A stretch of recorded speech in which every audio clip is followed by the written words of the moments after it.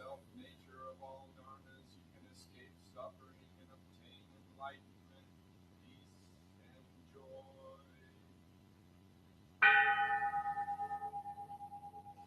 The second realization is the awareness that more desire brings more suffering. All hardships in life arise from greed and desire.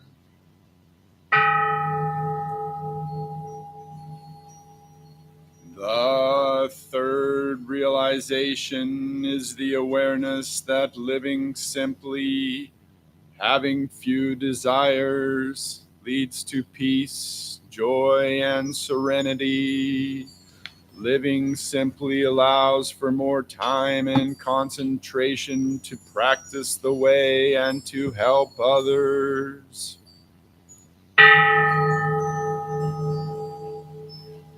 The fourth realization is the awareness that only diligent effort leads to enlightenment. Laziness and indulging sensual desires are obstacles to practice. The fifth realization is the awareness that ignorance is the cause of the endless cycle of birth and death. You must always remember to listen and learn in order to develop your understanding and eloquence.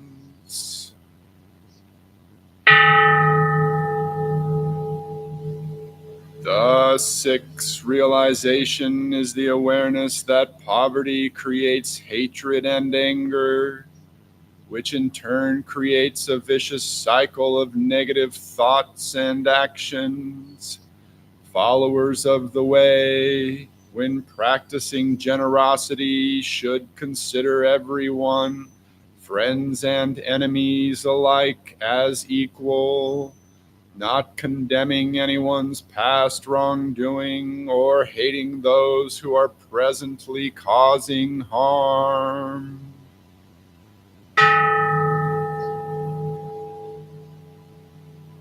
The seventh realization is the awareness that although we dwell in the world to teach and assist others, we should not become caught up in worldly matters. One who leaves home to follow the way possesses only 3 robes and a bowl. They always live simply and look at all beings with the eyes of compassion.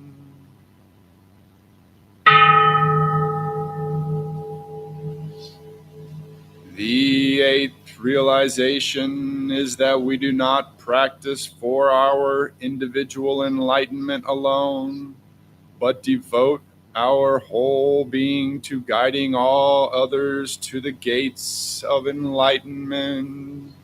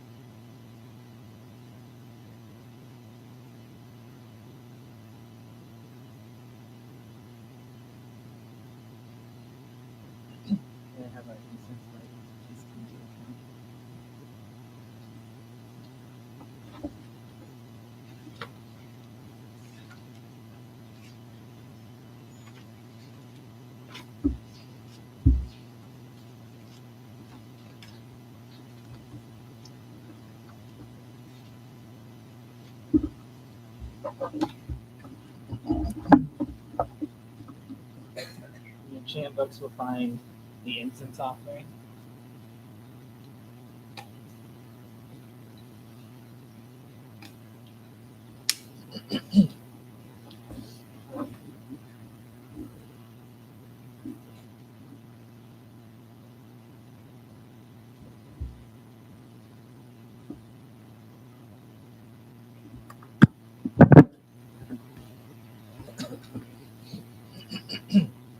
And we'll all say together, in gratitude, we offer this incense throughout space and time to all Buddhas and Bodhisattvas.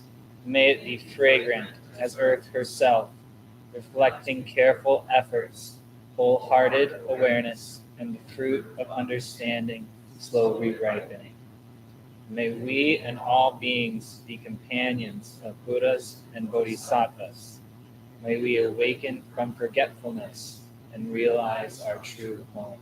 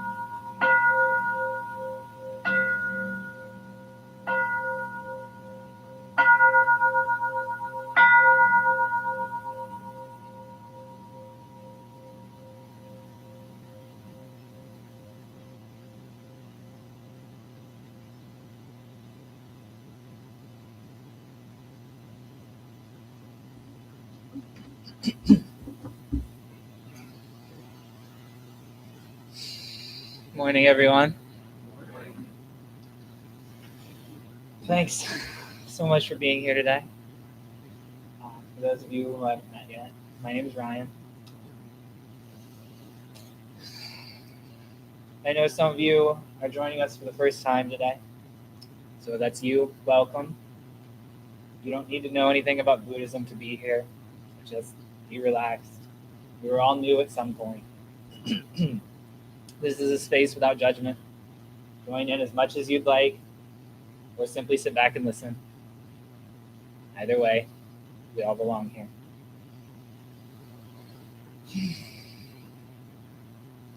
Something that's worth saying right at the start, in our tradition, the Buddha isn't seen as a god or a prophet. He was a person just like us, who woke up to the truth of how things are. That's why his teachings matter. Because of that, what he discovered is also within our reach. And the same is true for this service today. If something here resonates with you, it reminds you of what matters, and that's wonderful. If it doesn't, that's fine too. Let it go. Just listen as though you were meditating, letting the words come and go, and trust what feels true to you. So we're filming today, so if feel free to get up. We have bathrooms here, 2 there, a couple downstairs. There's space downstairs, especially if you have young ones to take a breath, to play, get some water. But if you go through the room to not interrupt the camera, please go behind the cushions of the dais. We need things to find on chairs. All right, so let's stand and greet each other silently before our morning coffee.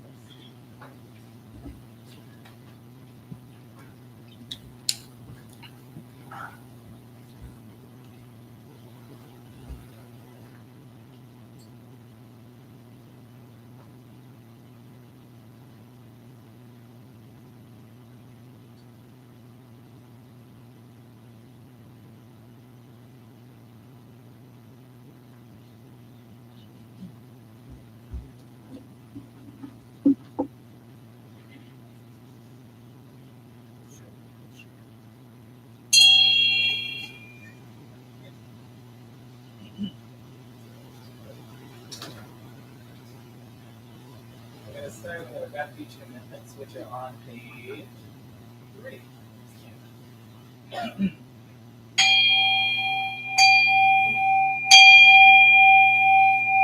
I go for refuge to Buddha, my deeply awakened mind, the living source of understanding and compassion, which must be cultivated to be known fully. I go for refuge to Dharma, the path of mindful living, leading to healing, joy, and enlightenment, the way of peace, which must be cultivated to be known fully.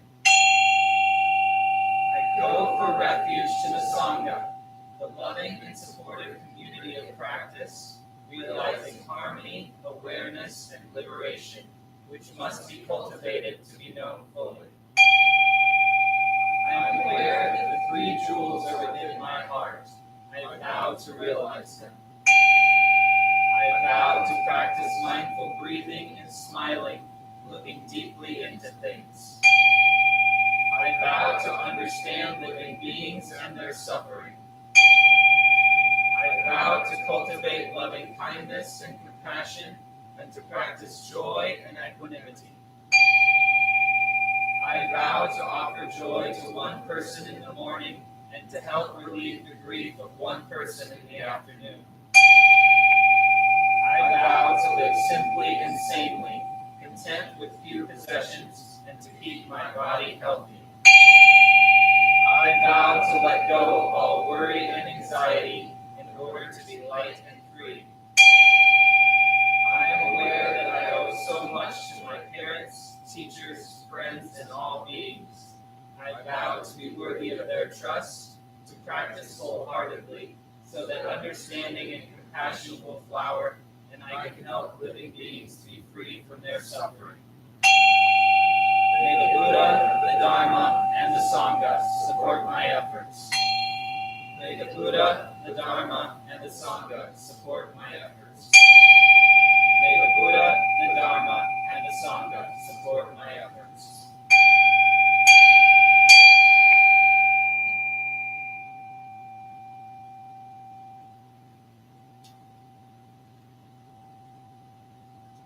Next, we'll do the Heart Sutra, which is on page 4.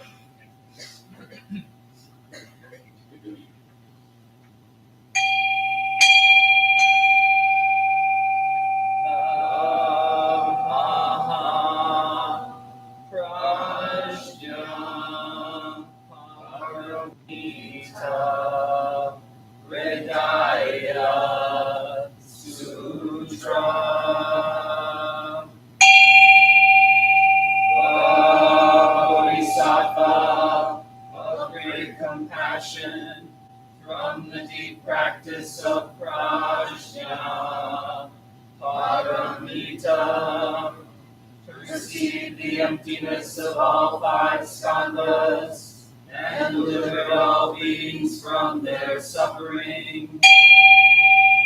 O Shariputra, form is no other than emptiness, emptiness no other than form.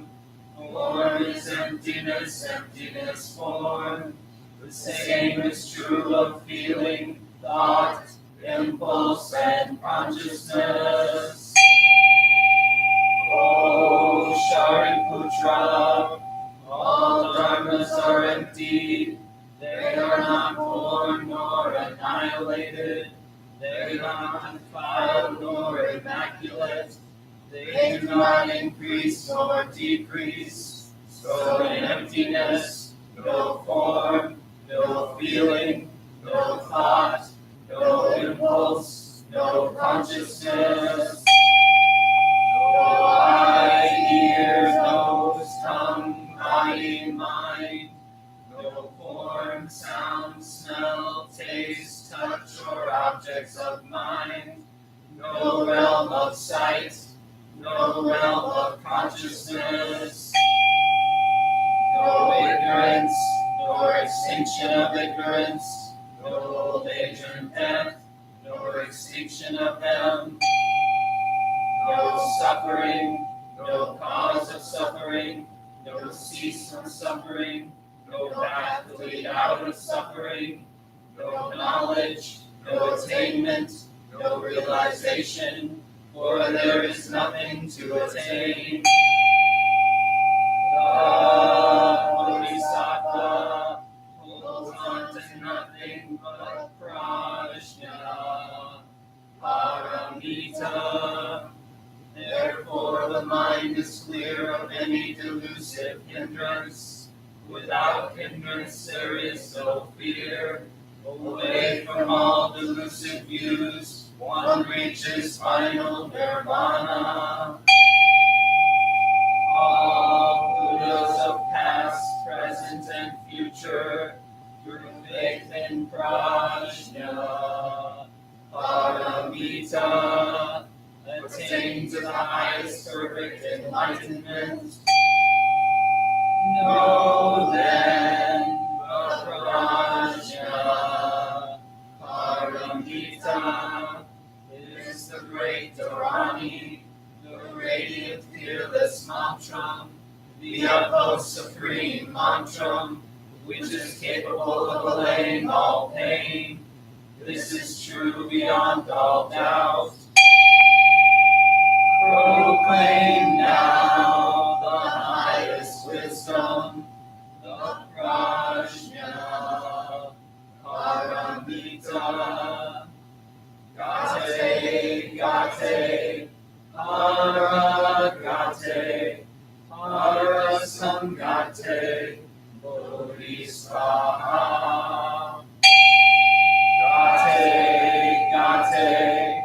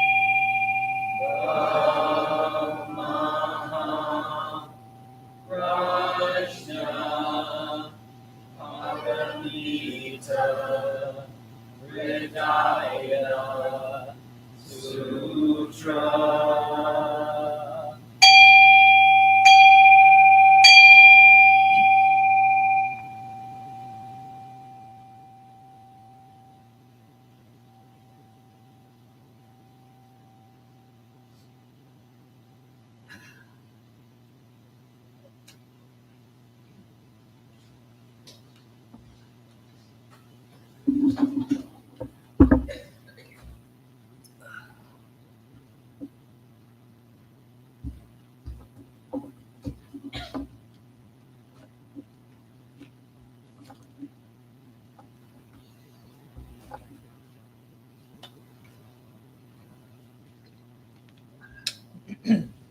morning again, everyone.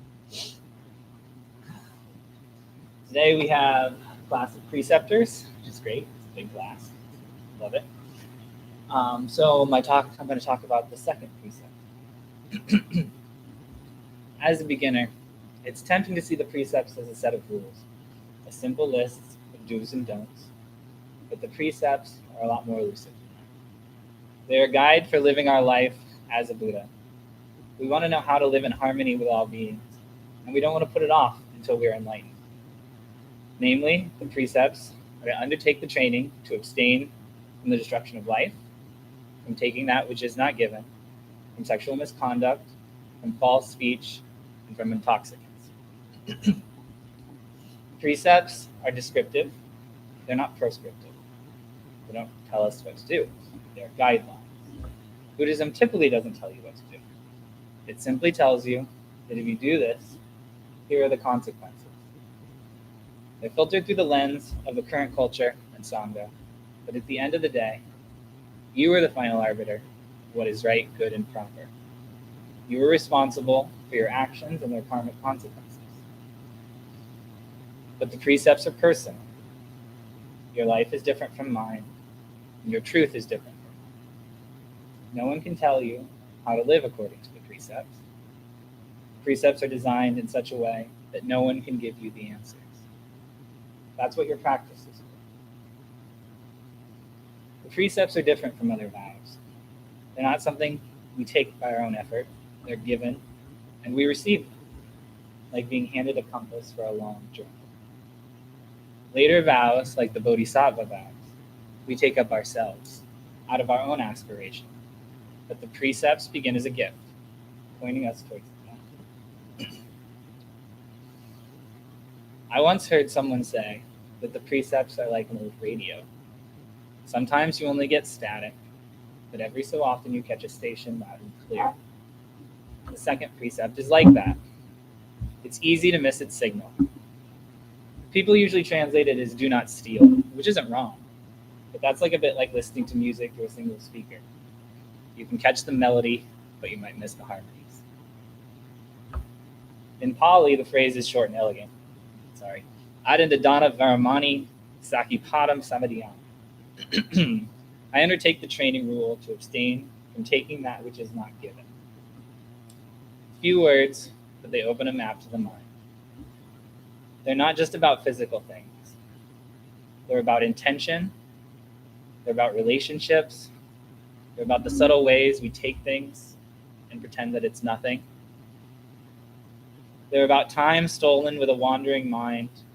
They're about attention taken from a friend by our own private dramas, to a smile snatched away with a rude word in the midst of a bad day. The precept begins with the obvious, but with practice it extends far beyond. Think about your morning routine. Maybe you scroll through social media before you even get out of bed. You take in other people's words and images, their stories, without a pause.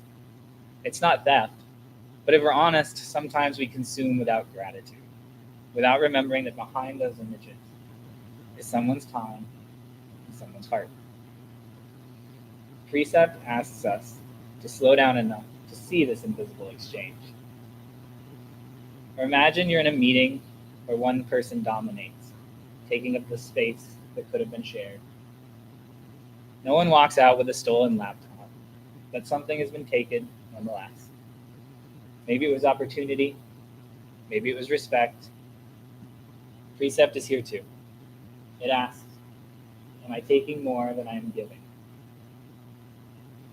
All aspects of life respond to this. Every meal, every drink of water, every breath depends on generosity that we rarely acknowledge. So much gives itself away for our survival. If we live as though these are simply ours by right, we're taking without gratitude. But if we pause, bow inwardly, whisper thanks before we eat or drink, the same act is transformed. There's a sutra that captures this expansion of the precept's meaning with a little absurdity. It's called the Gandhatena Sutra. It's at Samyutta Nikaya 913. It's translated as the thief of ascent. So imagine a peaceful lotus pond deep in the forest. The air is cool and heavy with the scent of blossoms. A simple monk wanders there and breathes in the aroma of a red lotus. Unseen by him, a benevolent forest spirit called a Devata has been watching. She approaches and says, "You sniff this water-borne flower that hasn't been given to you. This, dear sir, is a factor of stealing. You are a thief of ascent." The monk says, "I don't take, don't damage. I sniff at the lotus from far away. So why do you call me a thief of ascent? One who digs up the stalk, damages flowers, one of such ruthless behavior. Why don't you say it of him?" The Devata says, "A person ruthless and grasping, smeared like a nursing diaper. To him, I have nothing to say. It's you to whom I should speak. To a person unblemished, constantly searching for purity, a hair-tipped worth of evil seems as large as a cloud." The story's a little crazy. Who can own a smell? But it points to how deep the precepts can go.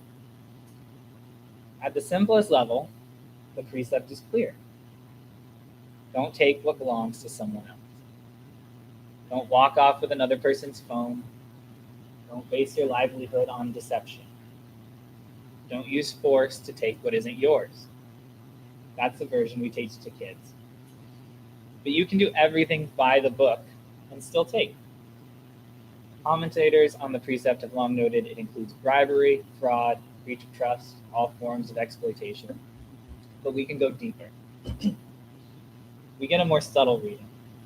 Here, taking moves inside the mind and the heart. It includes taking pleasure in someone's misfortune, stealing peace by harboring resentment. It includes how you treat the world's offerings. Do you consume another's joy as if it were yours?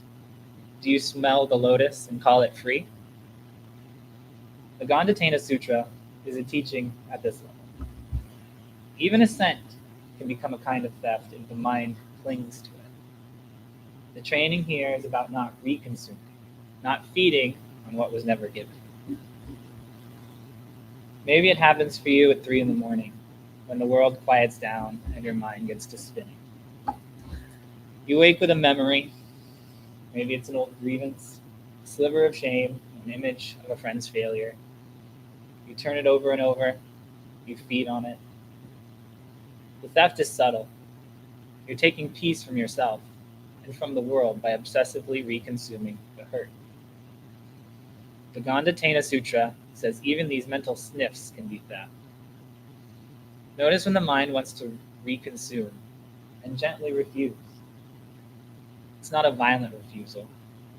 Return to the breath and breathe out the possession. The precept here becomes a remedy against inward theft. Gently change the radio station. I'm sure that some of you who've been practicing a long time feel the same way I do often, that maybe the second precept doesn't do a whole lot of work for you. I'm not going to take your phone. I'm not going to cheat on my taxes. If I find money on the side of the road, I'll look for the owner. The Gandhatena Sutra reminds us that the second precept is much deeper. To be sure, it's not something most of us are expected to live up to in this lifetime, but it is a good reminder of just how deep the layers of the precepts can go. If the second precept restrains us from taking, it also points naturally towards its twin, giving. The training isn't about self-denial for its own sake. It's about clearing space in the heart so generosity can flow. When we resist the impulse to grab, we begin to notice what we already have. And from there, gratitude turns naturally into offering. Small acts matter. A kind word, patient pause, or a listening ear. Each one restores balance where subtle thefts may have happened. Over time, we discover that the joy of giving far outweighs the fleeting satisfaction of taking. The precept reshapes not just what we avoid, but how we lean into life. When communities hold this precept together, something profound emerges: trust. Trust that your belongings are safe. Trust that your time will be respected. Trust that your vulnerability will not be exploited. Trust that you will be safe. This trust is the glue that makes a Sangha possible. It makes a community possible. Without it, community erodes. With it, our community can heal.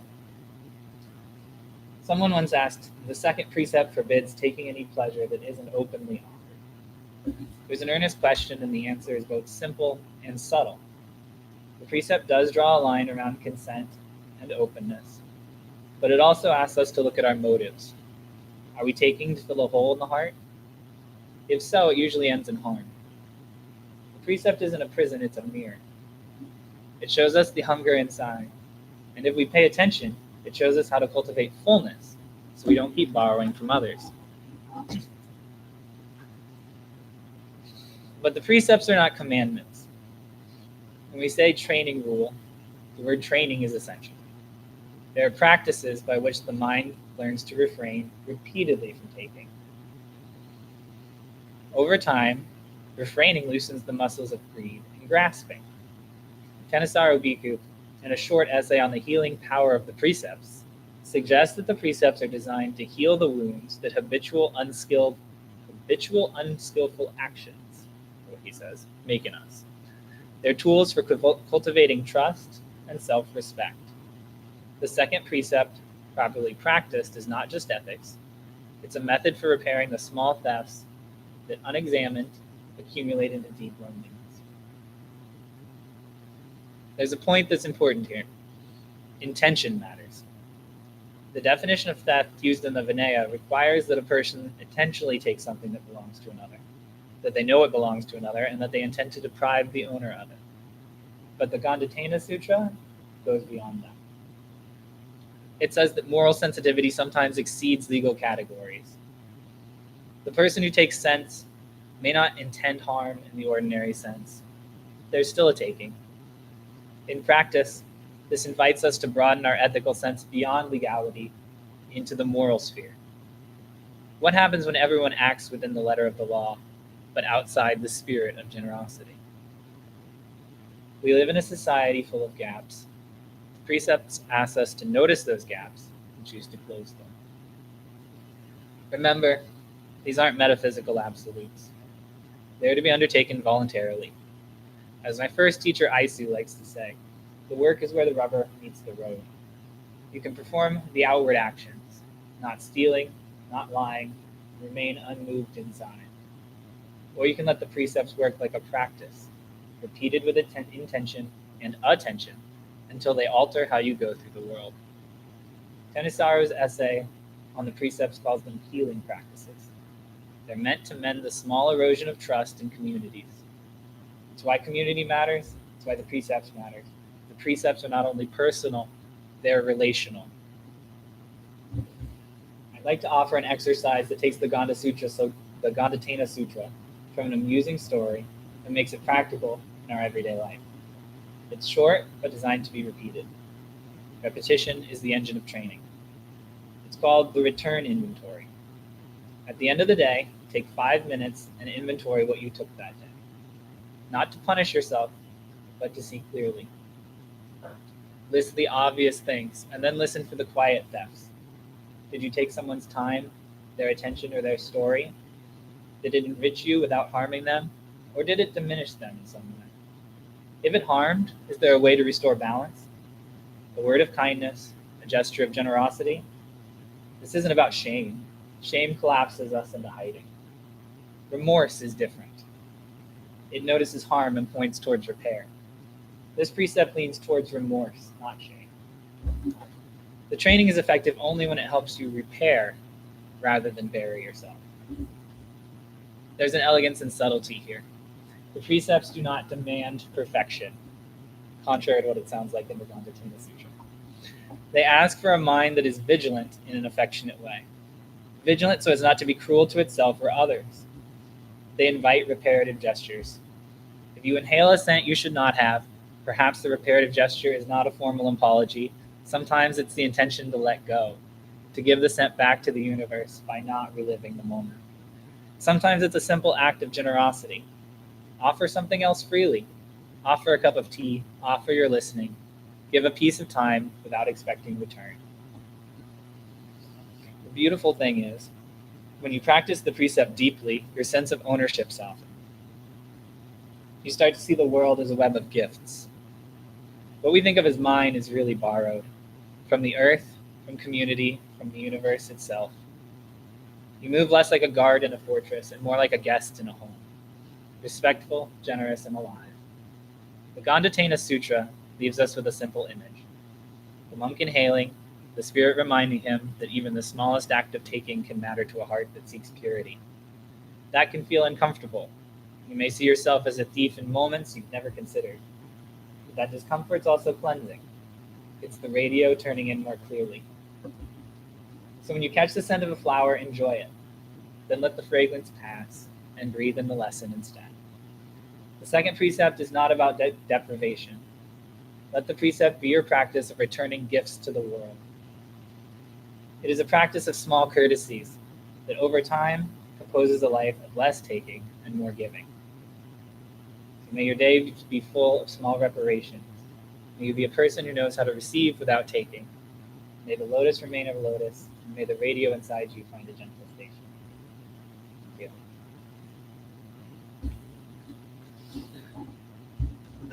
Thank you. We'll have a period of meditation now. There will be distractions during your meditation, every single time. Maybe it's a truck going by, or a dog barking, or a child crying, or someone coughing. These are the sounds of our full and embodied life, so include them in your meditation and let them wash over you and pass you by.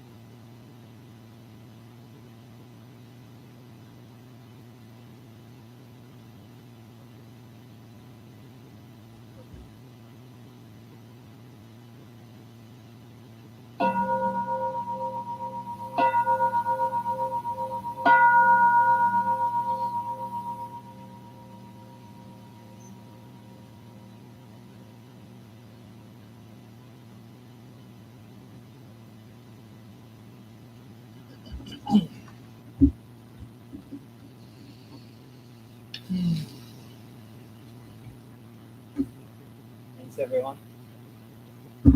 Now we'd like to take some time to recognize the joys and concerns of the members of the Sangha. If you have something you'd like to share, please raise a hand. We'll bring a microphone over to you. I'd like to start by saying this is great. I'm really happy to. It's a real joy to get to work with a class of preceptors again, to see the new faces in the crowd, see some old faces. Hi, Brian. It's great to see you here. Thank you, everyone.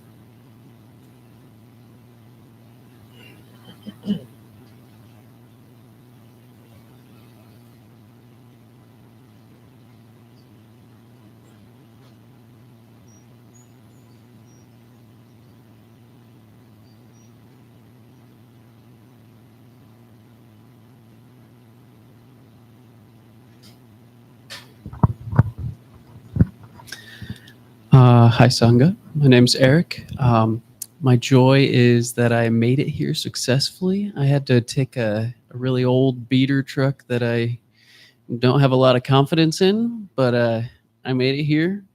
And my concern is that I might not make it back home.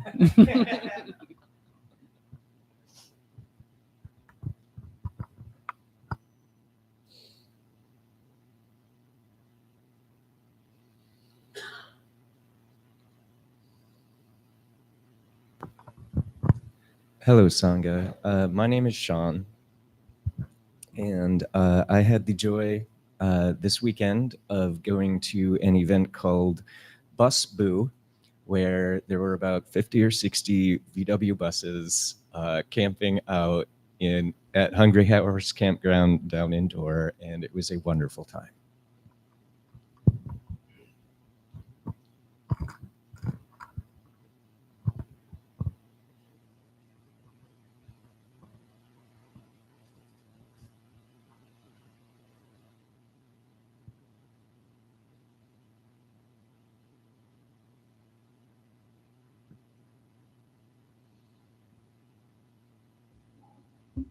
Are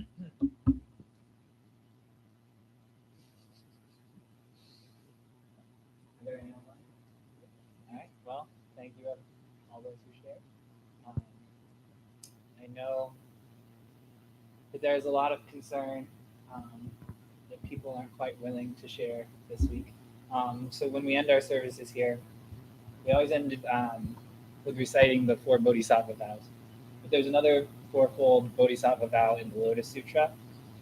The unrescued I will rescue, the unliberated I will liberate, the uncomforted I will comfort, and those who have not yet reached nirvana, I will help to attain nirvana. So let's take a moment for all those members of our Sangha who need some extra kindness and comfort this week. We'll keep them in our thoughts and include them in our meditations. May you be happy, may you be healthy, may you be safe, and may you be peaceful.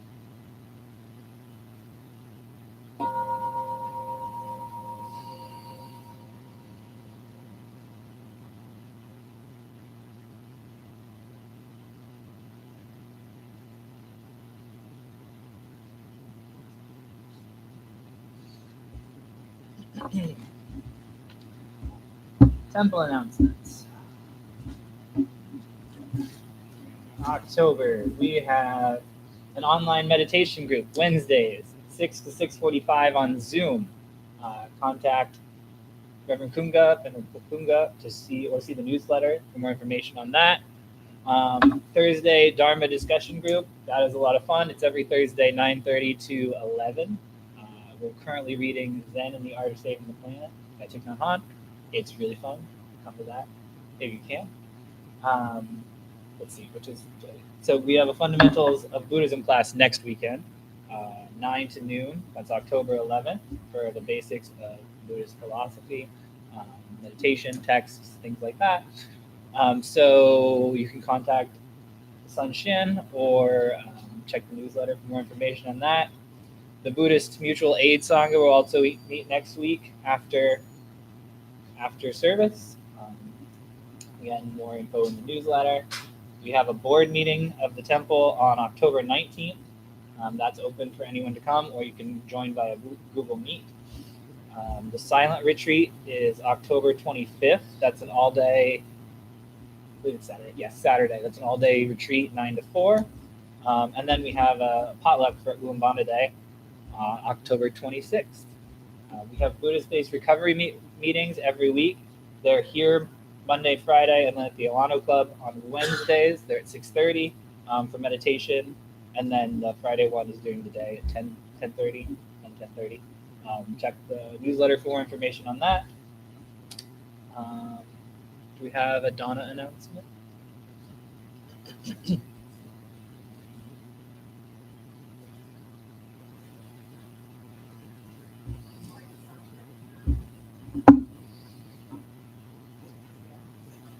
Is it on? Here. There you go. Okay, there we go. Good morning, Sangha. My name is Ellen.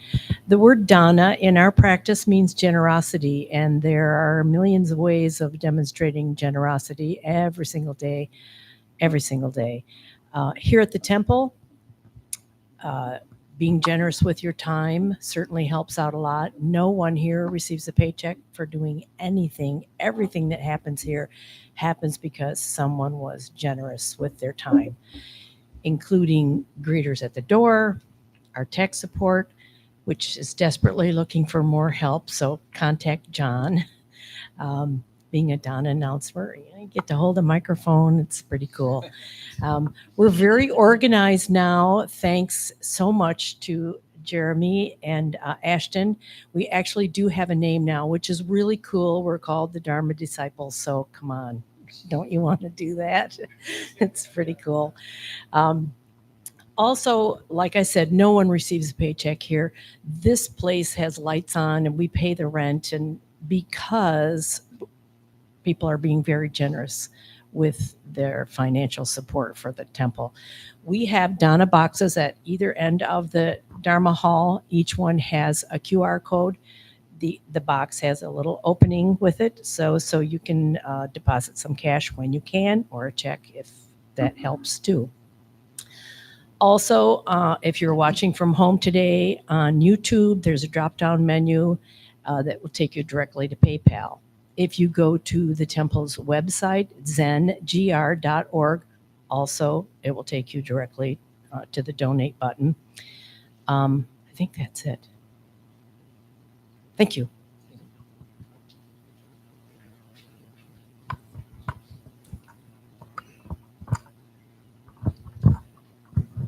Yes, thank you again to the tech team. We just show up and everything just works, and it's amazing. And I don't know how to do it. I don't know how it would work if it weren't for them. Thank you guys so much. And then one more announcement: we have a preceptors meeting here in the Dharma hall at 11:15. So we'll have our coffee, social, tea time for a little while, and then we'll clear the Dharma hall at 11:15 and meet for an hour, which would be great. Any other announcements? Did I get everything? Okay. Cool. Then we will end with our closing gathas. So everyone, please stand for that.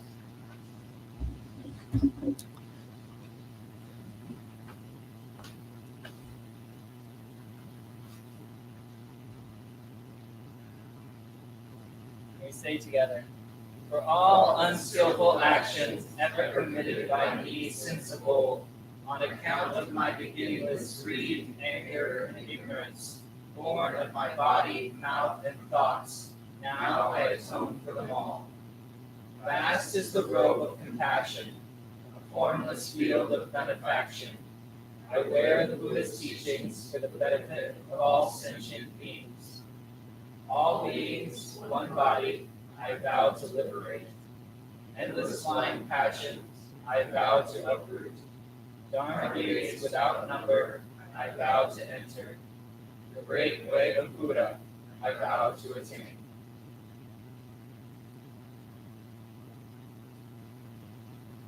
We could have this after that. Closing vows.